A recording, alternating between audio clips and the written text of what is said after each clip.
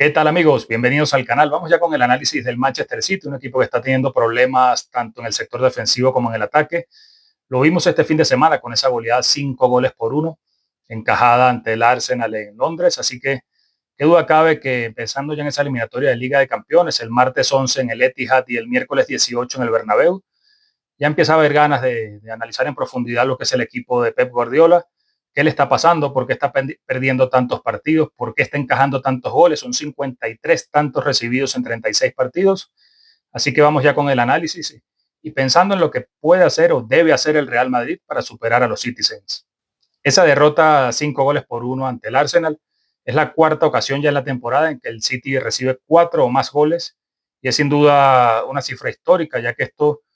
no le había pasado nunca en la carrera de Pep Guardiola como entrenador con el equipo inglés. Así que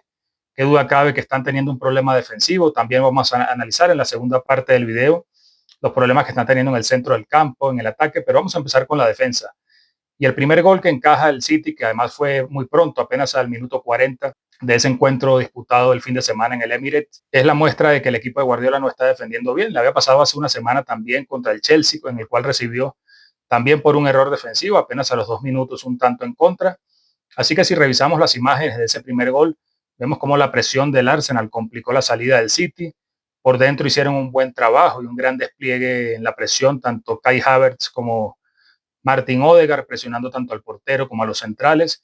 Por las bandas también Martinelli y Trossard hicieron el mismo despliegue y vemos como en ese 4-4-2 que en teoría planteaba el Arsenal en la presión, se sumaba también Declan Rice, que como lo vemos en la imagen fue el encargado de tapar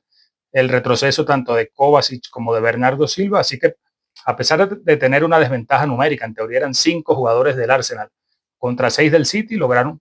propiciar ese robo de balón y la jugada que terminó el gol del Arsenal. Pero como decíamos, esta no es la primera vez que le pasa esto al City. En apenas una semana, también si vemos la imagen del gol del Chelsea, recibido hace una semana,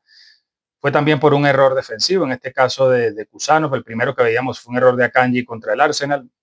El de Kusanov, el central uzbeco recientemente fichado por los Citizens, es el que se equivoca dando un pase atrás que quedó corto y terminó aprovechándolo Nicolas Jackson, el delantero del Chelsea. Pero más allá de eso, lo que coincide o lo que podemos ver en común en las dos imágenes o en los dos goles en contra es la cantidad de jugadores del equipo rival, tanto del Arsenal como del Chelsea en campo rival, presionando alto y propiciando esos errores del City en la salida. Además, si revisamos el segundo gol encajado por el City en campo del Arsenal, vemos como también se propicia por un error en la salida, un mal pase de Phil Foden que envía un balón al centro sin que hubiese ningún compañero cerca, lo roba Thomas Partey y allí ningún jugador del City fue capaz de recuperar o de tapar el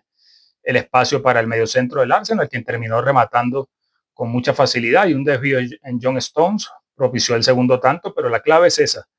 que el City cuando es presionado, cuando el equipo rival pone muchos hombres en esa presión alta, tiene errores y esto genera sin duda una gran desconfianza, una gran inseguridad, porque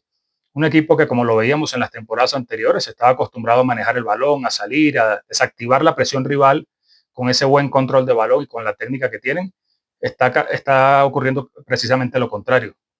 Está fallando pases cómodos, está equivocándose. No importa si el arquero es Ortega como el fin de semana o Ederson, ambos han cometido errores. Centrales seguros como Akanji, como el propio Stones, cometen errores. Los laterales no están habituados quizás a este sistema. Vemos un Mateus Núñez incómodo en la derecha y sobre todo esa baja de Rodri que fungía como ese cabeza de área, ese primer pase que tenía limpio el City siempre para generar los ataques. Están teniendo problemas en esta zona y esto les está generando muchos errores que terminan en ocasiones claras o en goles. Si revisamos la estadística, son 8 errores que culminaron en goles solo en la Premier League en esta temporada. Es la mayor cantidad para un equipo de Pep Guardiola.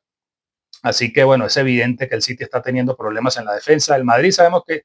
no es un equipo que se destaque por la presión. Si bien sabemos que el Real Madrid es un equipo que no presiona con tanta intensidad como lo hizo el Arsenal, en el que Odegaard, Havertz, los jugadores ofensivos del Arsenal se vaciaron en corriendo, presionando con mucho orden. En el Real Madrid es algo diferente. Vemos que, por ejemplo, Rodrigo y Vinicius suelen tapar las bandas, pero sin esa intensidad, como la vimos en Martinelli y Trossard. Y que por dentro, si bien Bellingham es un jugador que se puede sumar a esa línea de presión de 4 jugadores, Mbappé no es un jugador que se destaque por la presión, por la intensidad.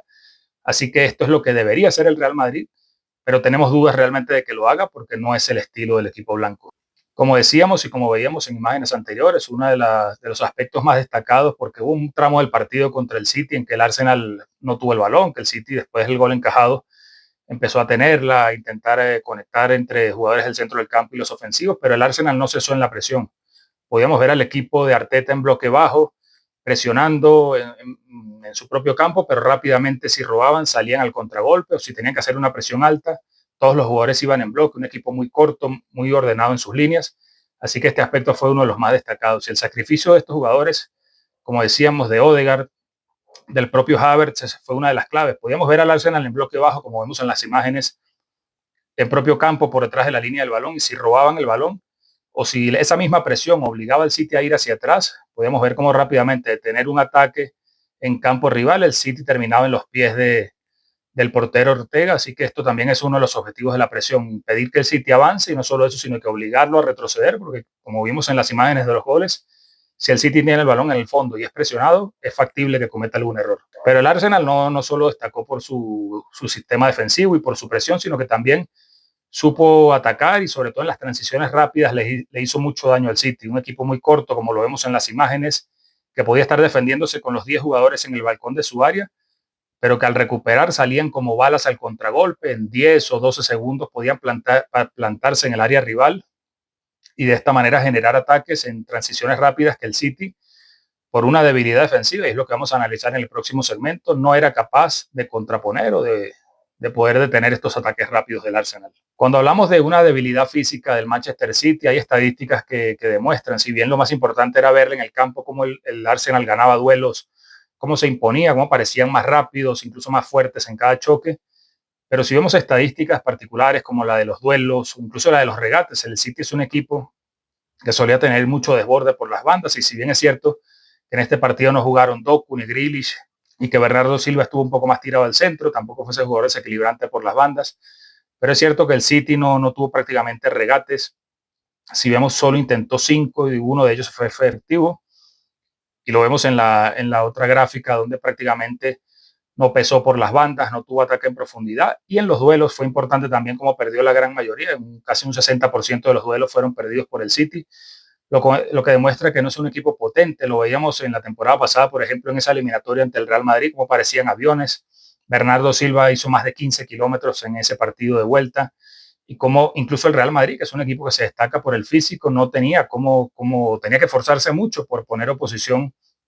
al Manchester City. Sin embargo, en esta temporada, incluso una declaración de Pep Guardiola que reconocía después de la derrota dura contra el Arsenal, que están envejeciendo, incluso asumía que él también lo estaba, pero que su equipo ya no tiene esa ventaja física o incluso colectiva de tener el balón y de poder dominar a los rivales, sino que parece un equipo que es más débil en todos los sectores del campo. Y si hablamos de los sectores de la cancha, sin duda el centro del campo es quizás el punto más llamativo del City por lo que ha perdido. Sabemos que la baja de Rodri les dejó un gran hueco, un gran vacío, porque no han encontrado otro mediocentro. Kovacic no es un tipo de jugador que pueda ejercer como pivote, si bien lo está haciendo por salir de un apuro momentáneo mientras se recupera Rodri para la próxima temporada.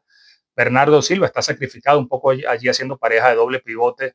con el jugador serbio, pero que no son jugadores que sientan la presión, la marca sobre todo, que no son de un gran despliegue físico, eso lo está notando el City. Pero más allá de la debilidad que tiene el City en el centro del campo sin balón, lo más sorprendente quizás es que lo estamos viendo también con balón. Si nos remitimos al partido del Arsenal, lo hemos visto en encuentros anteriores también de esta temporada, pareciera como que en el centro del campo hay un vacío. Y no solo el teórico que dejó Rodri, sino es que en el posicionamiento de los jugadores también se ve. Kovacic y Bernardo Silva en el medio del campo quizás se retrasan para tener una salida un poco más limpia del balón. También han perdido jugadores como Rubén Díaz por una lesión momentánea que son importantes en esta salida del balón, pero que si los jugadores de primera línea del centro del campo se retrasan y luego, por ejemplo, Phil Foden estuvo más cerca de Haaland que de la mitad de la cancha, esto deja un vacío, y como vamos a ver en una imagen en tiempo real del partido, es que parecía que había un hueco, un orificio en el centro del campo, se dividía entre jugadores de la defensa, los extremos y los delanteros. Y en el centro del campo, una posición que solían ocupar el propio Rodri o Kevin De Bruyne, que es un jugador que sabemos que las lesiones lo han afectado mucho en los últimos tramos de su carrera. Y el City precisamente careció de eso, de jugadores creativos, de esas conexiones que solían tener en el centro del campo y que las han perdido para esta temporada. Evidentemente, el City sigue siendo un gran equipo, no todo es negativo. Estamos analizando puntos débiles que el Real Madrid podría aprovechar en esa eliminatoria doble partido del repechaje de la Liga de Campeones, pero es cierto que, por ejemplo, el único gol del encuentro que marcaron fue producto de esa potencia que tiene Erling Haaland, el 9 del City, que no lo vamos a venir a descubrir ahora. Es un jugador que si le das un segundo o le das medio metro, te va a marcar. Y lo vimos en esa acción del gol, como Saliba se distrajo medio segundo en un centro de Sabiño con la pierna derecha, y cuando empieza la jugada Haaland está por detrás de Saliba, pero a la hora del remate ya le había ganado no solo la posición, sino también en altura, y terminó rematando con esa potencia que le caracteriza para marcar el primer gol del Manchester City. Pero más allá de la presencia de Haaland en el área, es un jugador que cada vez interviene menos en el ataque del City. Si vemos el mapa de toques del partido, apenas intervino en 9 ocasiones durante todo el partido, algunas sí dentro del área, incluso un remate al palo que estuvo a punto de rematar al tomar el rebote, pero no es un jugador que influya demasiado en el juego del City. Se le ve aislado, y ya lo vimos en la eliminatoria, por ejemplo, de la temporada pasada, en la cual Antonio Rudiger, que seguramente será baja para ese partido, al menos para el primero, el de ida, le hizo un gran marcaje porque no es un jugador que tenga una gran movilidad, sino depende de los espacios que pueda ganar en el área. El City no suele jugar solamente para Haaland, pero sabemos que si el Real Madrid tiene una debilidad en la defensa, el equipo de Guardiola va a tratar de aprovecharlo, y Haaland en el área sigue siendo un jugador determinante. Así que hemos visto algunas debilidades, sobre todo en la defensa del Manchester City, un equipo que deja dudas, pero que sin duda en esa eliminatoria va a jugarse prácticamente la temporada, no tener casi opciones de pelear por la Premier League, se van a ir a jugar la vida en la eliminatoria con el Real Madrid, que además ellos lo consideran como un derbi, un clásico de Europa, es el rival al que han enfrentado reiteradamente en las últimas 5 temporadas, así que sin duda será un partido apasionante que estaremos analizando en el canal. De esta manera me despido, esperando que haya sido del agrado de ustedes este análisis, y nos vemos en el próximo video.